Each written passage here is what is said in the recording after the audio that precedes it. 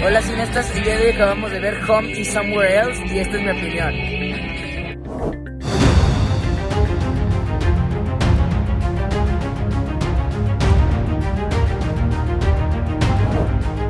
Bienvenidas, bienvenidos a Derecho a Saber, un programa del Instituto Nacional de Transparencia, Acceso a la Información y Protección de Datos Personales, el INAI. ¿Permitirías que un niño o una niña que esté bajo tu cuidado salga a la calle sin compañía, que hable con desconocidos y les diga dónde vive, qué hace durante el día y todos los datos de la familia? Si la respuesta es no, ahora te pregunto, ¿qué haces para proteger a las infancias en el mundo digital? En este episodio hablaremos de los riesgos a los que están expuestos los niños y niñas al usar redes sociales, pero sobre todo, te diremos qué medidas de seguridad podrían tomar al respecto. Comencemos con Pingucine, quien actualmente tiene 13 años, pero desde los 9 abrió sus redes sociales para compartir contenido sobre películas, pero con estas medidas de precaución. Mi cuenta es pública, o sea, me puede seguir cualquiera, pero yo solo sigo a la gente que sé quiénes son, o por ejemplo, la mayoría de los seguidores son amigos de mi papá, que sé quiénes son y a ellos sí les doy follow back, o también amigos de la escuela. Pero así, por ejemplo, pues una persona normal, un seguidor que no sé quién es, pues no le doy follow back ni nada. Y si luego me han dicho, ay, sígueme por favor, y no sé quiénes son. En Instagram tengo los mensajes directos desactivados de personas que no sigo. En YouTube, como tengo ¿cómo se llama? El control infantil, creo que es. Están desactivados los comentarios y nadie me puede comentar. De hecho, justo cuando empecé y todavía no había esas cosas y luego había gente medio loquita comentando cosas ahí medio raras. Y en TikTok, ahí sí están disponibles los comentarios, pero nunca me dejan. Entonces, pues, no ha sido tan grave el problema actualmente. Los padres de Pingucine son muy tecnológicos también. Por eso es que no le prohíben el uso de redes sociales, pero eso sí, supervisan en todo momento su interacción en ellas. Como yo digo, si tu hijo tiene 9, 10 años, no lo dejas salir solo a la calle, ¿no? Que atraviese avenidas y demás, o que hable con extraños, etcétera, pues en internet tampoco, ¿no? Entonces, si las redes es algo que todavía está siendo, ya está un poquito más suelto, pero sigue siendo gestionada y vigilada por nosotros. Él tuvo la mala suerte de tener unos papitos tecnológicos medio geeks, entonces, por eso tiene esa cosa, ¿no? Pero entiendo, la mayoría de los chavitos hoy en día a los 13, 14 años ya tienen su propia vida digital, ¿no? Lo cual no es necesariamente bueno. Yo me atrevería a decir que es malo, ¿no? Antes de hablar de los peligros, primero veamos de qué universo hablamos. En México hay 84.1 millones de usuarios de Internet, según el INEGI. Pero de entre los niños y niñas de 6 y 11 años en el país, 68% usan Internet. Esto es 9.1 millones. De ese total, 4.8 millones usan computadora, 4.5 millones usan celular de manera constante. De acuerdo con datos de la Asociación de Internet MX, la principal actividad de los menores mexicanos en la red es ver contenidos audiovisuales en plataformas gratuitas, muy por encima de otras actividades como enviar mensajes instantáneos, utilizar redes sociales y jugar videojuegos en línea. Estos números son asombrosos, ¿verdad? Por eso es que ser usuario o permitir a las infancias serlo requiere también de mucha responsabilidad en la supervisión, como lo explica Cintia Solís, miembro del Consejo Consultivo del Instituto Federal de Telecomunicaciones. Una vez que ya nuestros niños o adolescentes tienen acceso a este tipo de plataformas de redes sociales, es importante justamente concientizarlos de los potenciales peligros a los que se pueden enfrentar, ¿no? Por ejemplo, yo creo que nadie le daría a un niño de 10 años las llaves de un coche y ¿sabes qué? Toma el coche, anda, ¿no?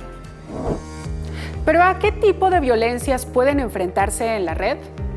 Ciberbullying es el uso de la tecnología para burlarse, degradar o acosar a alguien. Las víctimas de ello pueden presentar ansiedad constante, dificultad para dormir o concentrarse. El grooming se trata de un delito cibernético en el que adultos se hacen pasar por menores de edad para contactar a niñas, niños y adolescentes a través de Internet, para ganar su confianza y luego acosarlos, controlarlos emocionalmente y chantajearlos con fines sexuales. El sexting, cuando una persona manda videos o fotos de corte sexual a un menor, o cuando se difunden videos o fotografías con contenido sexual en las que aparece un menor. Esto a su vez los puede poner en riesgo de otros delitos. Que se pueden exponer a ser víctimas de pornografía infantil, de trata de personas, de sexting o cualquier tipo, digamos, de fines que sí son ilícitos. Incluso también estamos hablando de otro tipo de delitos, como podría ser delitos sexuales o ser privados de la libertad, etc. Y justamente sobre estos riesgos, la UNAM publicó el Estudio Nacional sobre Violencia Digital contra la Niñez, dirigido por Luis Ángel Hurtado, investigador de la Facultad de Ciencias Políticas de la UNAM, y quien hoy nos acompaña en el estudio. Luis Ángel, muchísimas gracias por venir. No, al contrario, un gusto estar con ustedes aquí en este espacio.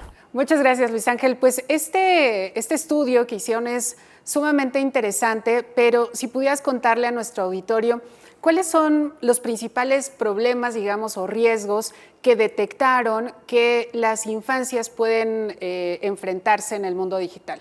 Bueno, el principal riesgo que detectamos antes de hacer precisamente el estudio fue el incremento de delitos que se estaban dando contra la infancia. Delitos que tenían que ver desde el hostigamiento o que tenían que ver inclusive con cuestiones sexuales o inclusive con la sustracción de datos personales de los infantes o de sus familias.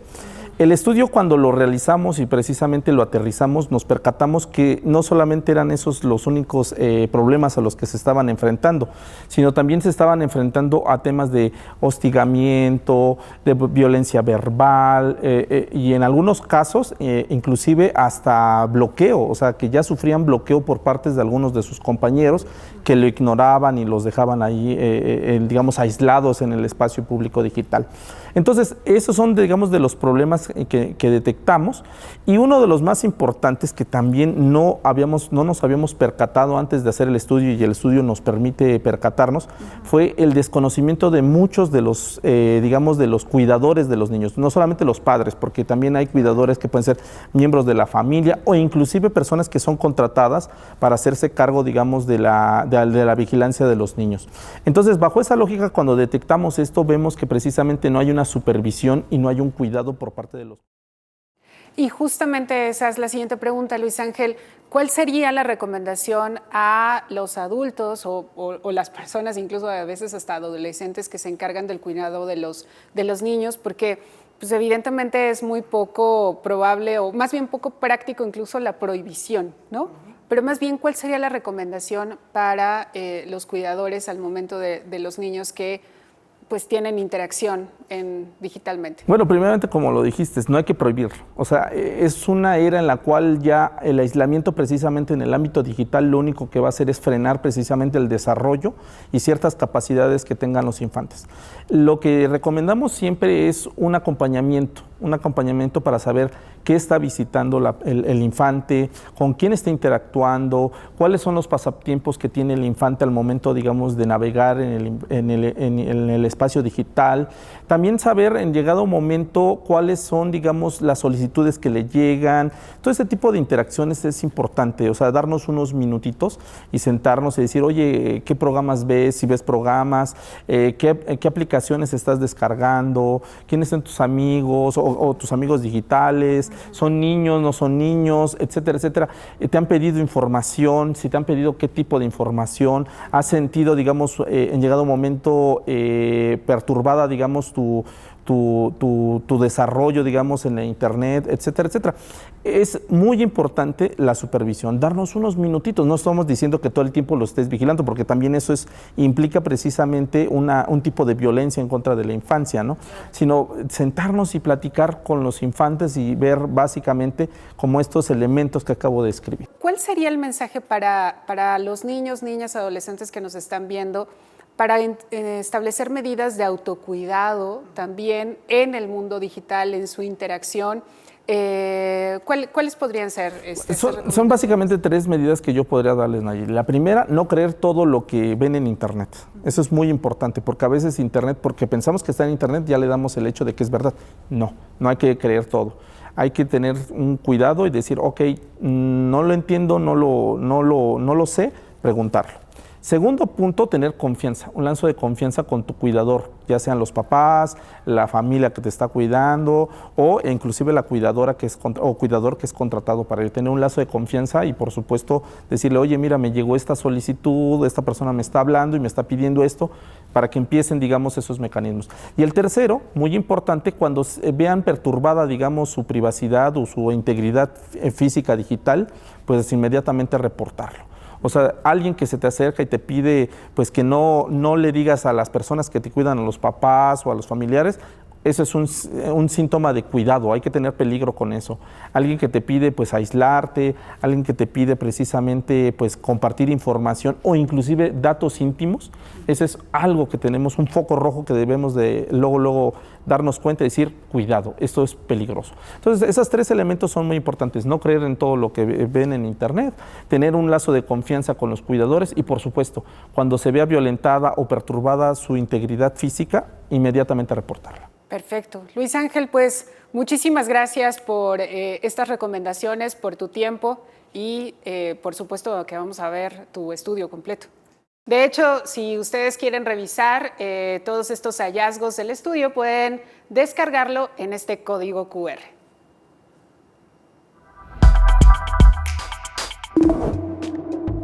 Por todo esto que hemos hablado, es indispensable que los adultos conozcan las herramientas disponibles para que los menores puedan utilizar tabletas, computadoras o consolas de videojuego y se mantengan de manera segura.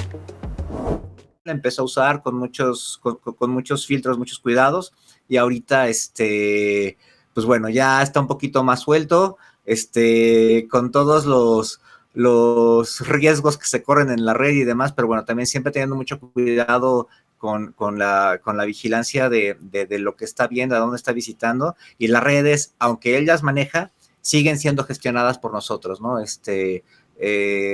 Yo la tengo aquí en mi celular, él la tiene en su teléfono, y yo aquí tengo las redes de él, ¿no? O sea, en ningún momento está solo navegando en la red. Si es una cosa que de los papás se tienen que meter un poquito, acabar con ese mito de, es que los chavos le mueven a la tecnología y yo no, Nel. O sea, si tu chavo se está metiendo a la tecnología, tú tienes que aprender, tú tienes que saber más que él, siempre, ¿no? No irte con ese mito de que le saben todo, porque no es cierto. Tú sabes, hay algunas plataformas como YouTube que tiene su versión para niños, ¿no? El famoso YouTube Kids. Sí sería importante que también los fabricantes o los creadores de esas plataformas empezaran a generar alternativas con mejores controles parentales, ¿no? Por ejemplo, que únicamente puedan seguir a las personas que tú como adulto hayas autorizado, que puedas bloquear el acceso a contenidos que a lo mejor tengan, sean violentos, ¿no? Y esto obviamente, claro que se puede hacer.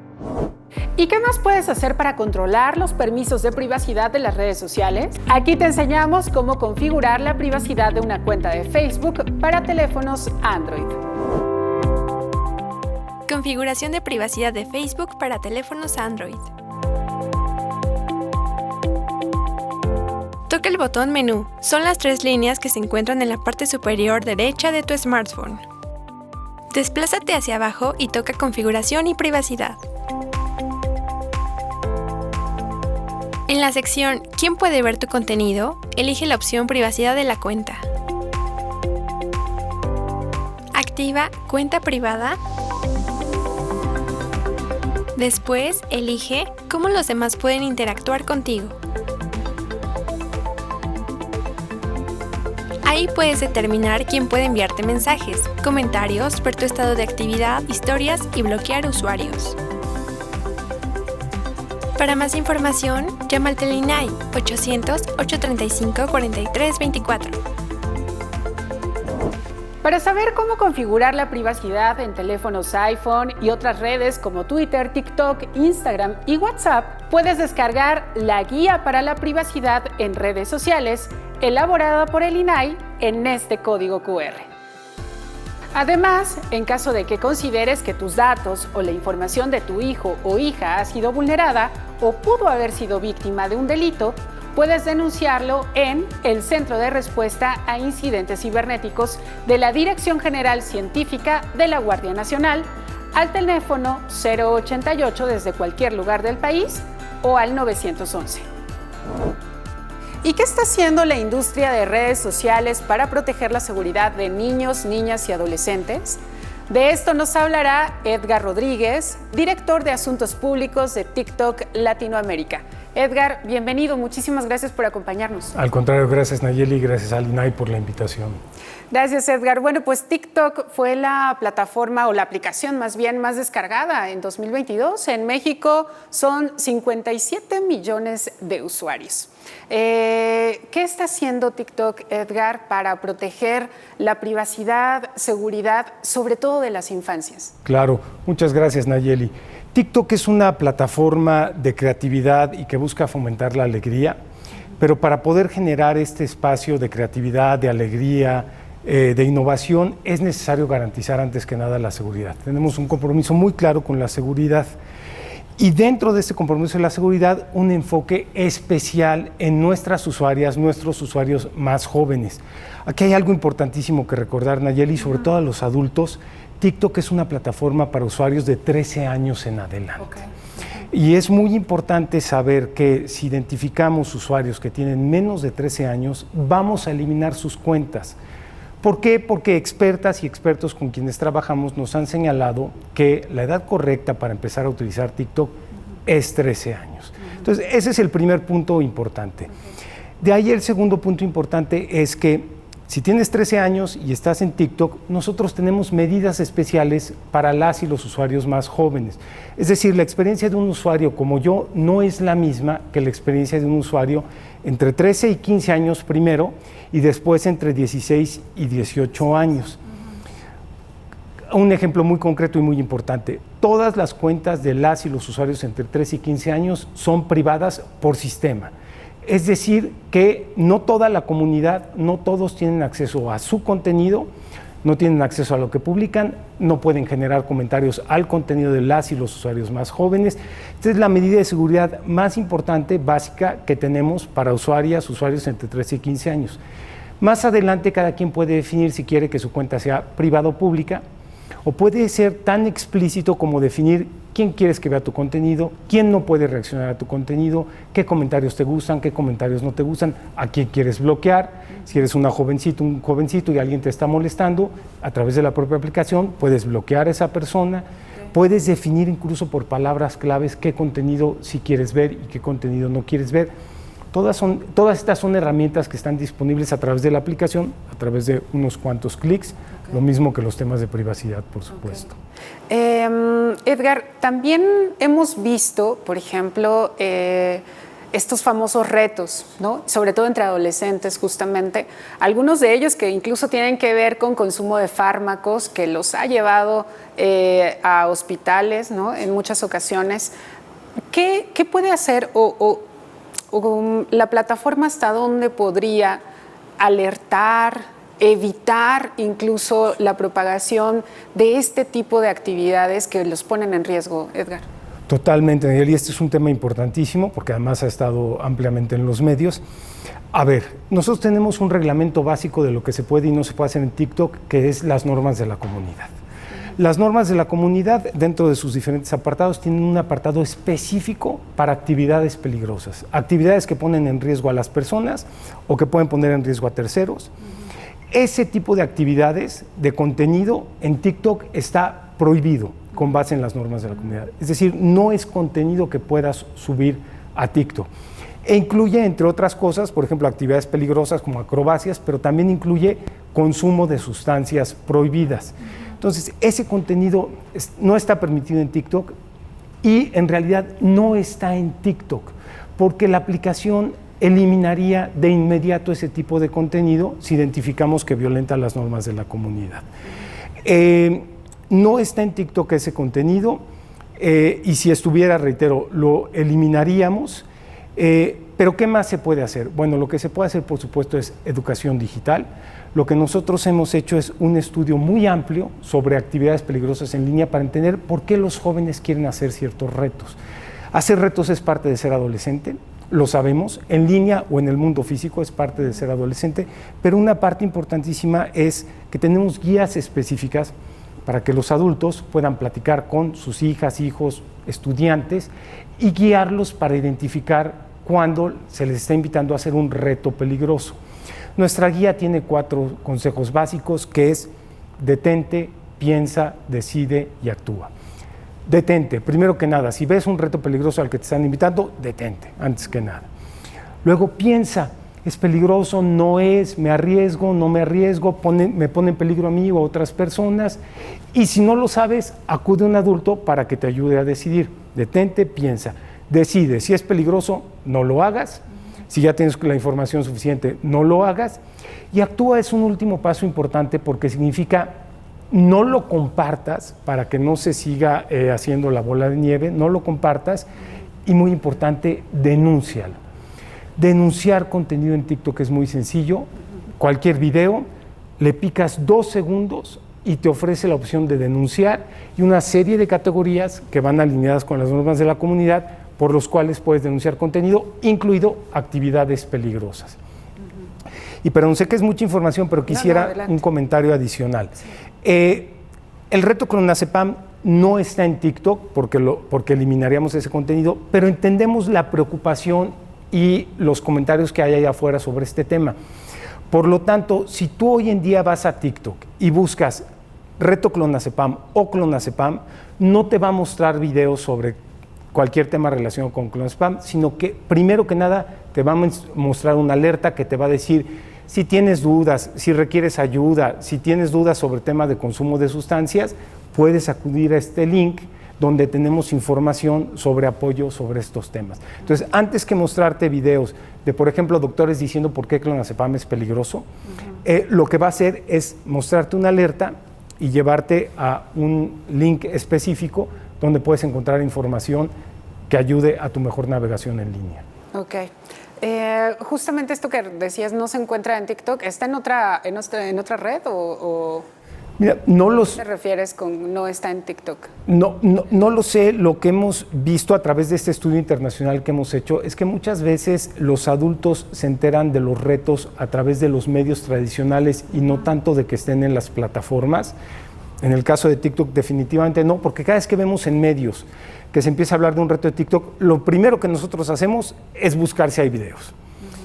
Y confirmamos que no hay videos porque no deberían estar, porque está prohibido, y confirmamos que no hay videos.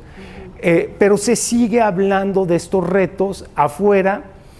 Algo que nos han dicho expertas y expertos muy interesante es que parte de las conversaciones que hay que tener con adolescentes es que quizá por este tipo de conversaciones que estamos teniendo hacia afuera, estamos alertando a los jóvenes sobre retos que en realidad no existen y que quizá no estaban conscientes de esos retos, pero por la manera en la que estamos hablando los adultos de esos retos, estamos atrayendo su atención hacia los mismos. Ok. Edgar, también otro punto muy relevante tiene que ver incluso con una polémica también en Estados Unidos respecto a la recopilación de datos. Exactamente, y una de las críticas tiene que ver con el excesivo recopilación de datos, ¿no? Que no son tan necesarios para la aplicación como tal. ¿Quién resguarda estos datos? ¿Cuál es el tratamiento que se hace en una plataforma como TikTok? Muchas gracias. Empezaría por señalar que tenemos algunos documentos básicos en TikTok que siempre invitamos a que la comunidad conozca. Primero que nada, ya mencioné las normas de la comunidad porque es el reglamento básico de lo que se puede y no se puede hacer en TikTok, del contenido que puedo publicar y no puedo publicar. Segundo, los términos del servicio, obviamente. a qué te comprometes utilizando TikTok y a qué se compromete TikTok. Y tercero, y muy importante, obviamente, nuestra política de privacidad. Tenemos una política de privacidad en español específica para la región y con apartados específicos para México. Entonces, la invitación es siempre a que los usuarios conozcan estos documentos y caso específico de la política de privacidad, que por supuesto es algo que trabajamos con las autoridades correspondientes, como es el INAI. También debemos tener conciencia que al usar cualquier red social y prácticamente cualquier aplicación, estamos literalmente regalando nuestros datos personales. De esto hablaremos con nuestra siguiente invitada, Mireya Arteaga. Ella es directora general de Prevención y Autorregulación de INAI. Mireya, muchísimas gracias por acompañarnos. ¿Cómo estás? Al contrario, Nayeli, un gusto estar aquí con ustedes. Muchas gracias, Mireya. Primero, ¿qué son los datos personales, Mireya, y por qué es importante protegerlos al momento de usar redes sociales? Bueno, debemos recordar en este caso que en esta era en donde nosotros estamos expuestos ya a un nuevo modo de vida, nos encontramos con que aún y cuando en todo momento, toda nuestra vida hemos usado los datos personales, hoy se vuelven un activo muy importante, tanto para quienes somos titulares de ellos como para quienes se sirven de ellos de alguna manera. Un dato personal es cualquier rasgo que te hace identificable o que te identifica como persona frente a terceros. En este caso podemos ir desde lo más usual, que es el domicilio, el nombre, pero también hay otros datos personales que adquieren mayor relevancia debido pues a el grado de privacidad que tienen dentro de una persona. En este caso podemos hablar incluso del origen étnico, de las preferencias sexuales e incluso los datos de salud. Entonces, esto hace que este cúmulo de datos pues se vuelvan hoy en día muy importantes, y hay que tener en cuenta también que están reconocidos ya en el territorio mexicano, en nuestro país, como un derecho humano. El tratamiento y el cuidado de los datos personales está reconocido como un derecho humano, y esto eleva el grado de importancia para que pongamos atención en ellos. En este sentido, ¿qué puede hacer el INAI? Digamos, por ejemplo, si consideramos que alguna red social o alguna aplicación usó mal los datos, si creemos que no les dimos toda esa información, ¿el INAI nos puede ayudar de alguna manera? Sí, mira, hay que recordar que en México, si somos cerca de 126 millones de mexicanos, pues cerca de 102 millones de esos mexicanos estamos haciendo uso del Internet. Esto nos obliga, como institución a nivel nacional, a voltear a ver esta parte. Somos garantes de este derecho humano a la protección de los datos personales, y el Pleno constantemente a nosotros como áreas operativas nos está instruyendo para que en caso de que se vea alguna vulneración a estos datos, se tengan los mecanismos presentes para que las mexicanas y los mexicanos puedan hacer uso. Pero también una situación muy importante, la prevención ayuda mucho. Y en este caso el INAI está trabajando mucho en materia de prevención, desde la perspectiva de cualquier rango etario que tengamos. Hay materiales que se han impreso dirigidos a niños, hay materiales que se han dirigido a los responsables y a los encargados de tener un buen tratamiento de datos personales en redes sociales, hay material específico para papás, para el cuidado que deben de tener para esos pequeños al momento de que los pequeños usan las redes sociales, y por otra parte también hay mecanismos activados para denunciar cuando los derechos ARCO son vulnerados, que recordemos que estos derechos se tratan de cuando nosotros querramos acceder, rectificar, cancelar u oponernos a los datos que hemos presentado con algún responsable, pues poder exigirle pues alguno de estos mecanismos activados para beneficio de los datos que nosotros hemos entregado. Pues vamos a poner todos esos materiales también a disposición para que quienes nos ven puedan acceder a ellos. Y Mireya, muchísimas gracias por habernos acompañado. No, al contrario, estamos para servirles. Muchas gracias. Bueno, ahora veamos qué ha pasado en materia de transparencia esta semana en Actualidad INAI. Resumen informativo. El INAI encabezó la 14ª edición de la Conferencia Internacional de Comisionados de Información, ISIC, que se llevó a cabo del 19 al 21 de junio en Filipinas. Se trata del foro global de cooperación internacional más importante del mundo en materia de acceso a la información, presidido por el INAI desde 2021. En el encuentro participaron autoridades de más de 30 países y se hizo énfasis en la necesidad de asegurar el derecho de acceso a la información, pues no hay poder democrático que pueda sobrevivir en la opacidad. En Zacatecas, el INAI y el organismo garante local encabezaron la instalación de la red local del Plan Nacional de Socialización del Derecho de Acceso a la Información, Plan DAI, para promover este derecho entre la población en condición de vulnerabilidad. El INAI y el Archivo General de la Nación llevaron a cabo la caravana archivística en el estado de Durango para impulsar la profesionalización en materia de archivos y gestión documental. El INAI y el Sistema Nacional de Transparencia llevaron a cabo la Jornada Regional de Transparencia Municipal, Ciudadanía Digital y Rendición de Cuentas en el estado de Tlaxcala, donde se destacó la necesidad de actualizar el marco normativo en materia de protección de datos personales. En Guanajuato, el INAI presentó el libro La privacidad en la era de las redes sociales digitales de Miguel Recio Gallo. Se llevó a cabo la tercera sesión extraordinaria del Pleno del INAI celebrada por mandato judicial.